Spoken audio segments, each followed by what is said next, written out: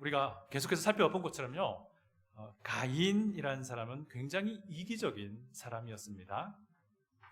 아벨, 자기 동생 아벨의 목숨은 하찮게 여겼습니다. 그런데 자기 목숨은 굉장히 아까워했습니다. 그래서 하나님께 자기 생명만은 보호해달라고 요청했었지요. 근데 하나님은요, 이 가인의 어떠함을 잘 아시면서도 그럼에도 불구하고 가인의 요청을 들어주셨습니다. 왜냐하면 하나님께는요, 범죄한 가인의 그 생명도 소중했기 때문입니다. 하나님께서 가인에게 약속하신 그 어떤 표시는 매우 효과적이었습니다. 그 어떤 누구도 가인을 해칠 수 없었기 때문이죠.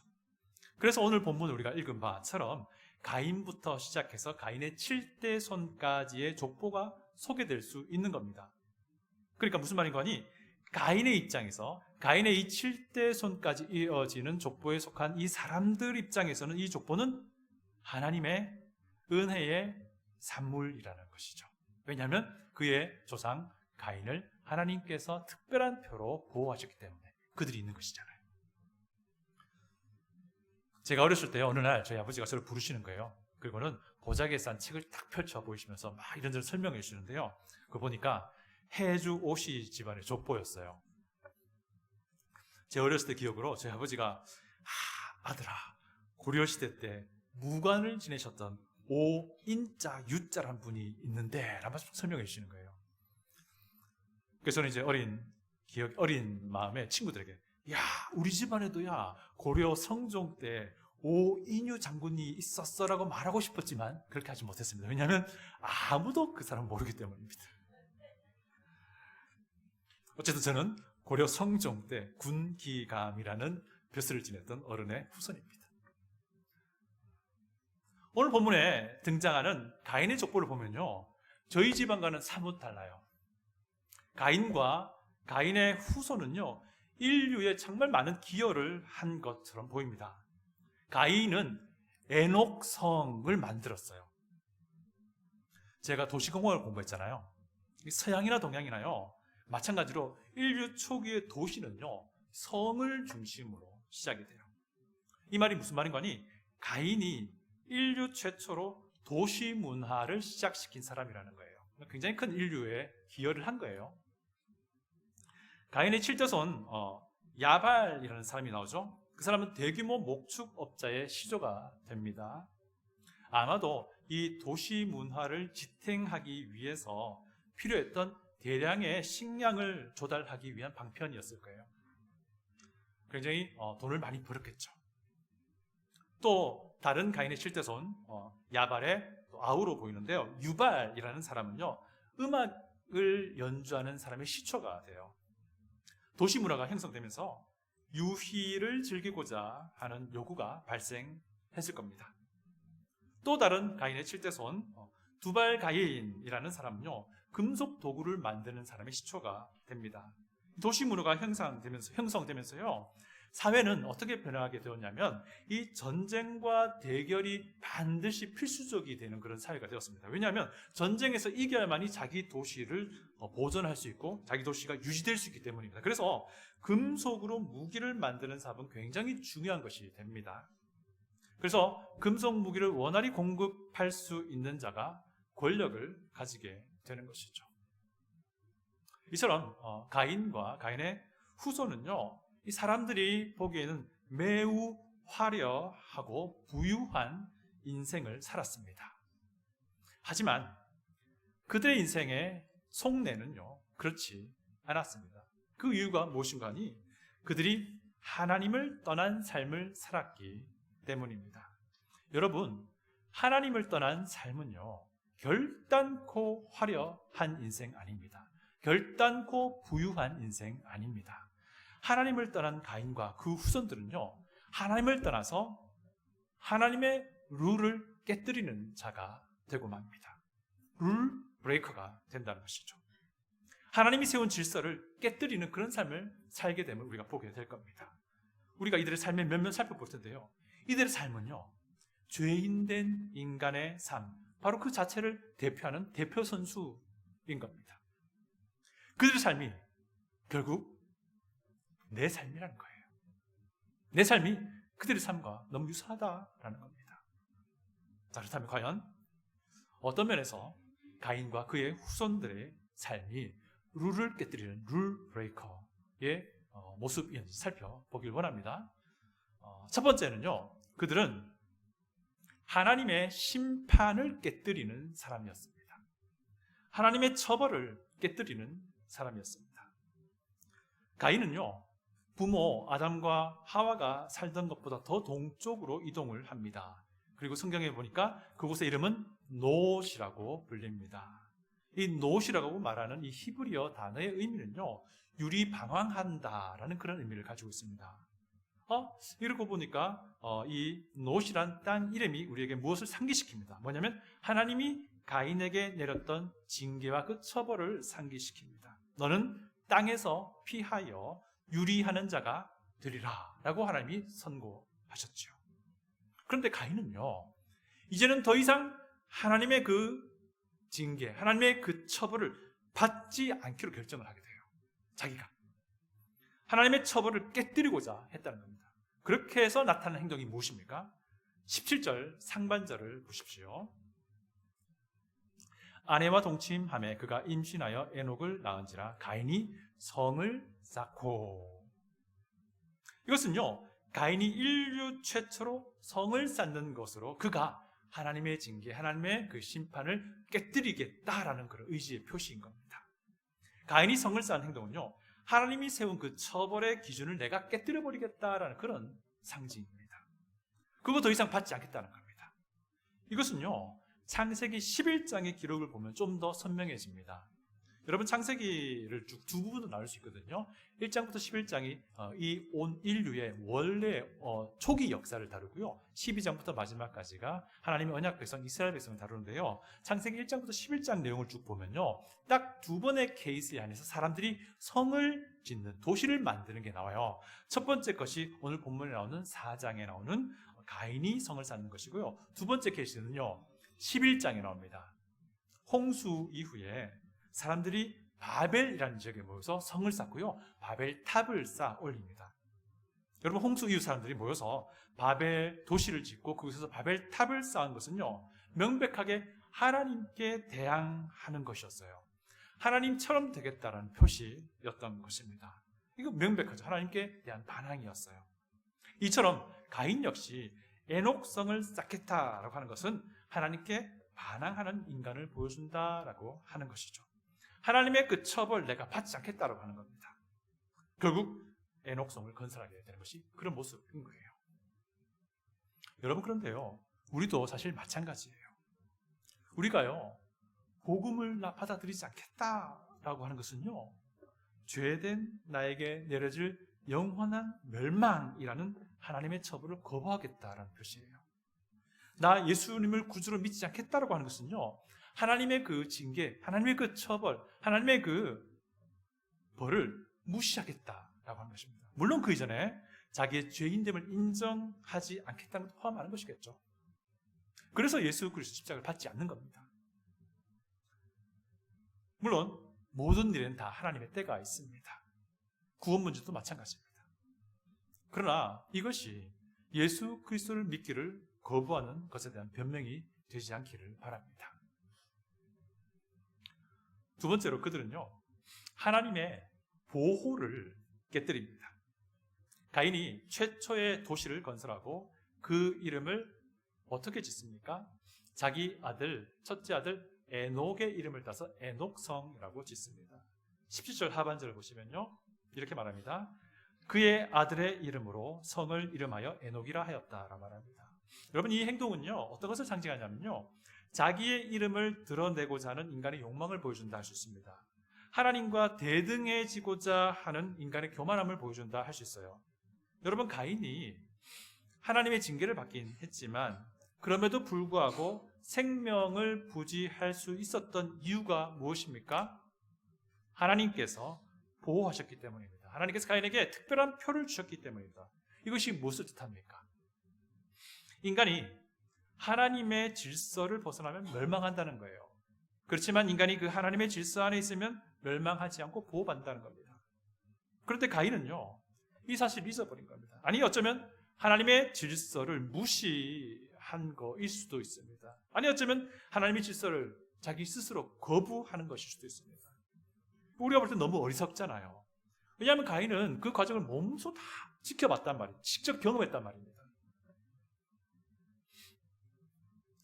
이것은요, 11장에서 노아 홍수 이후에 사람들이 바벨 도시 건설하고 바벨탑을 세웠던 것과 똑같은 모습이에요. 11장 노아 홍수 이후에 하나님께 대항하고자 했던 그 사람들은요, 바벨성 건설하고 바벨탑 세워서 자기 이름을 드러내고 하나님과 대등하게 되고자 했습니다. 똑같잖아요, 모습. 그죠? 그때 그들이 한 말을 제가 인용해서 읽어드립니다. 창세기 11장 4절인데요. 자, 성읍과 탑을 건설하여 그 탑 꼭대기를 하늘에 닿게 하여 우리 이름을 내고 온 지면에 흩어짐을 면하자. 홍수 이후에 바벨탑을 세운 사람들은 가인과 너무 똑같은 거예요. 홍수 지판을 겪었던 인간은 분명히 알게 되었어요. 하나님이 세운 질서 안에 있을 때 그들은 안전하다는 거. 그러나 그 질서 벗어나면은 그들은 멸망한다는 거 분명히 알았습니다. 이 홍수 통해서요. 그런데도 인간은 얼마 지나지 않아 이거 완전히 잊어버리고 완전히 그냥 거부해버리는 것을 보게 되죠. 정말 너무 어리석잖아요. 우리가 보기엔 너무 어리석은 사람들이에요. 그런데 우리도 그들과 다르지 않아요. 하나님의 능력을 맛보고도 금세 잊어버립니다. 하나님의 보호를 경험했음에도 불구하고 금세 교만해져요. 사랑하는 성도 여러분, 우리 하나님의 질서 안에 있기를 부탁드립니다. 하나님의 권위 안에 있기를 부탁드립니다. 하나님의 은혜 안에 머물기를 부탁드립니다. 하나님의 말씀 안에 거하기를 부탁드립니다. 하나님의 거룩한 그 이름 안에 우리가 있기를 부탁드립니다. 우리 믿는 이들이요, 이런 것에서부터 벗어나고자 하면요, 처음에는 하나님이 기다리실 거예요. 한번 보자. 언제까지 그러나 보자. 기다리실 겁니다. 그런데 하나님이 정하신 그때를 지나도록 돌아오지 않으면요, 하나님 여러 가지 방법을 우리를 징계하시고 그렇게 우리를 다시 돌리기실 겁니다. 그 전에 돌아오는 것이 지혜로운 것이겠죠. 세 번째, 그들은요, 결혼 제도를 깨뜨립니다. 가인의 6대손 라멕은요, 일부 일처제를 무너뜨린 첫 번째 사람으로 기록이 됩니다. 라멕은 2명의 아내를 두었죠. 19절을 보면 이렇게 말합니다. 라멕이 2 아내를 맞이하였으니 하나 이름은 아다요 하나 이름은 실라였더라. 여러분, 혼인에 대한 하나님의 처음 계획은요, 한 남자와 한 여자가 한 몸이 되는 분리될 수 없는 연합을 말해요. 창세기 2장 24절 이렇게 말합니다. 남자가 부모를 떠나 그의 아내와 합하여 둘이 한 몸을 이룰지로다 라고 결혼을 설명합니다. 그리고 신약 성경에 와서는요, 좀 더 보충 설명합니다. 하나님이 하나 되게 하신 것을 사람이 나눌 수 없다 라고 설명합니다. 가인의 후손은요, 룰 브레이커로 살아갑니다. 그래도요, 하나님이 정하셨던 결혼 제도가 어느 정도까지는 이 족보 안에서 유지가 돼요. 그런데 가인의 6대손 라멕이 이 하나님의 법칙을 깨뜨려 버리는 것이죠. 여러분, 그 이후에는 어떤 일이 벌어집니까? 이 깨어진 결혼 제도가요, 인간 세상에서 그냥 점차 그냥 당연한 것을 여겨집니다. 이런 식으로 하나님이 세운 질서가 깨뜨려지는 거예요. 지금도 마찬가지예요. 지금도 마찬가지 일이 벌어지고 있습니다. 자, 그런데요, 우리 그리스도인은요, 이런 현상을 보고 당연한 것을 여기면 안 됩니다.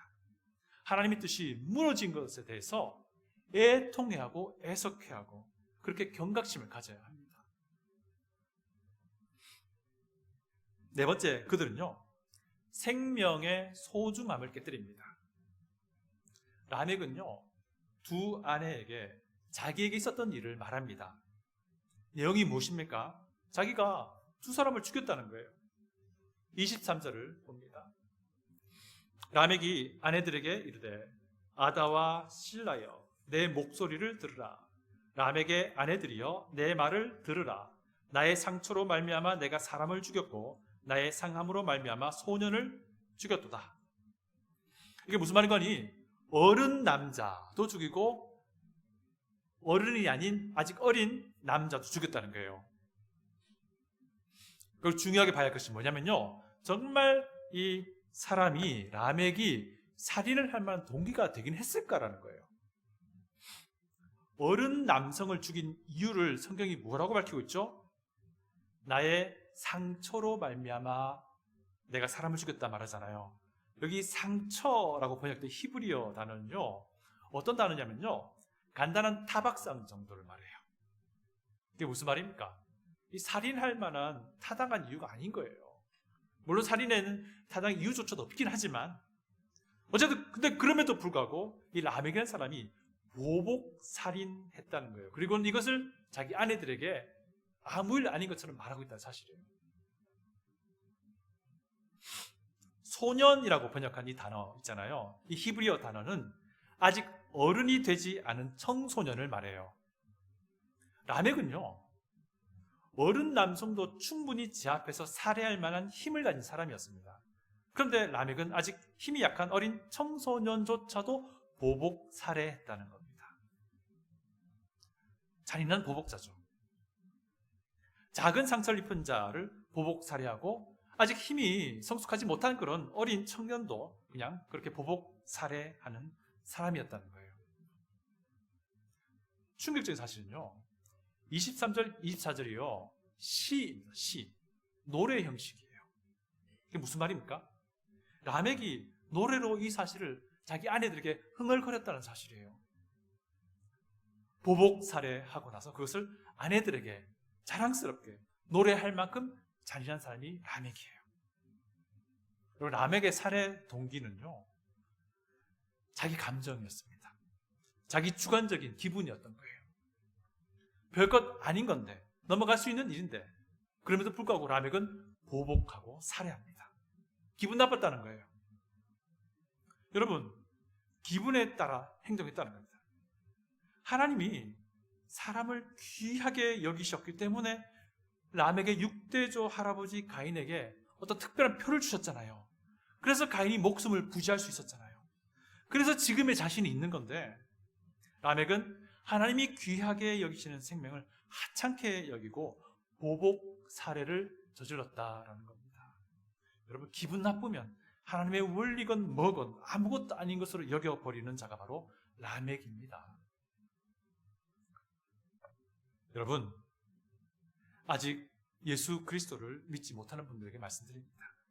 여러분의 영생의 문제를요, 여러분의 구원의 문제를 여러분의 기분과 여러분의 감정에 맡기지 마십시오.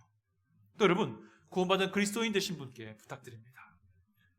여러분, 우리가 그리스도의 생명으로 살아가는 여러분의 삶은요, 여러분의 감정과 여러분의 기분에 의해서 휘둘리지 않길 바랍니다. 예수 그리스도께서 십자가에서 내어주신 그 생명은요, 우리의 감정과 우리의 기분에 휘둘릴 만큼 무가치한 것이 아니라는 것입니다. 다섯 번째로 그들은요, 하나님의 권위를 깨뜨립니다. 라멕은 보복살인을 행하고도요, 아무런 양심의 가책을 받지 않습니다. 오히려 자기 목숨을 더 아까워하는 모습 보입니다. 가인과 똑같아요. 가인이 아벨 살해했을 때 그랬잖아요. 타인의 생명은 중요하지 않지만 내 생명은 중요한 겁니다. 굉장히 이기적인 모습, 가인과 라멕이 똑같은 모습입니다. 24절은 라멕의 노래가 계속 이어지는데요, 24절은 이렇게 말합니다. 가인을 위하여는 벌이 7배일진데 라멕을 위하여는 벌이 77배이리로다 하였더라.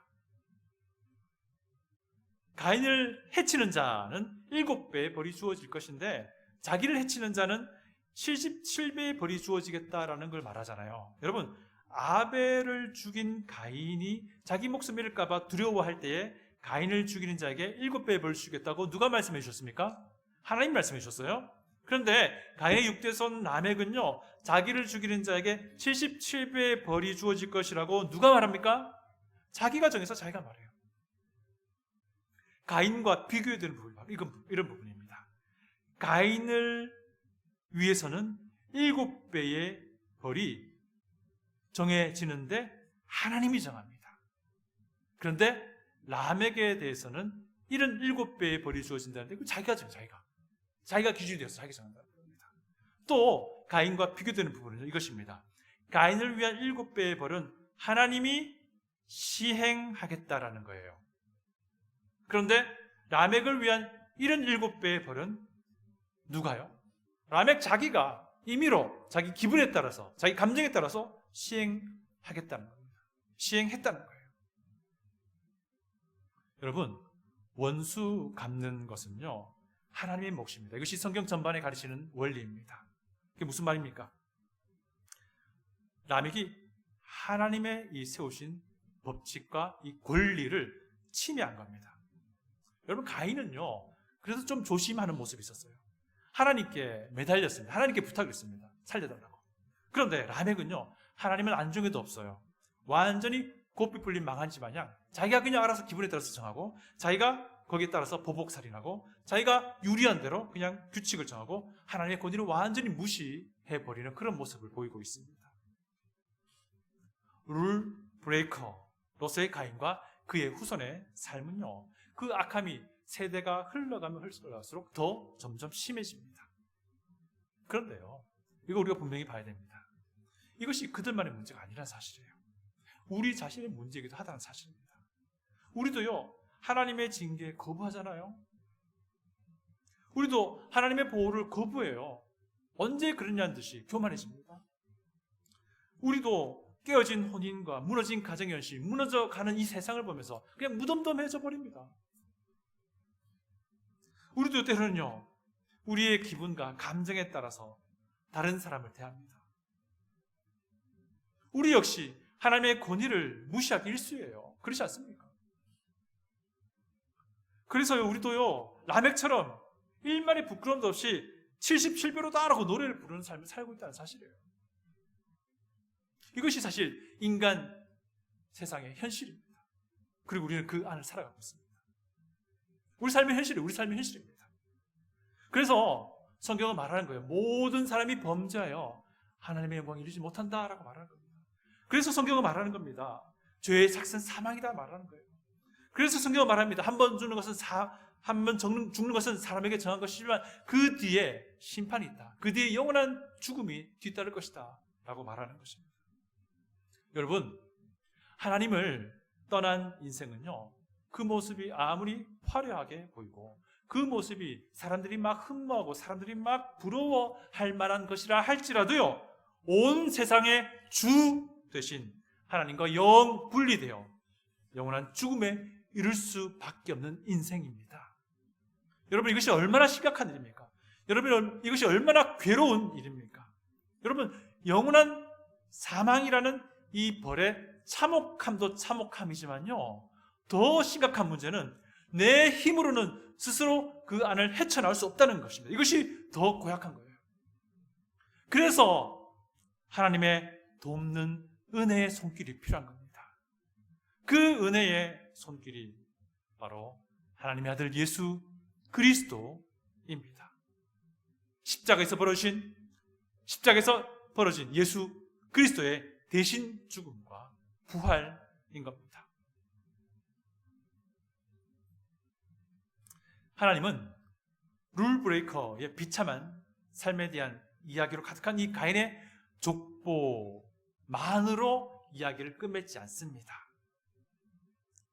룰브레이커들의 괴로운 인생을 가인의 족보를 통해서 보여주고 나서 그 뒤에 바로 이어서 그런 구제불능의 인간이라 할지라도 구원하시고자 하는 하나님의 마음을 표현해 줍니다. 가인의 족보에 이어서 아담의 또 다른 아들인 셋에 대한 족보가 짧게 언급이 됩니다. 그런데 이 짧은 이 셋의 족보를 보면요, 이들은 가인과는 다른 사람들입니다. 하나님을 예배드리는 사람입니다.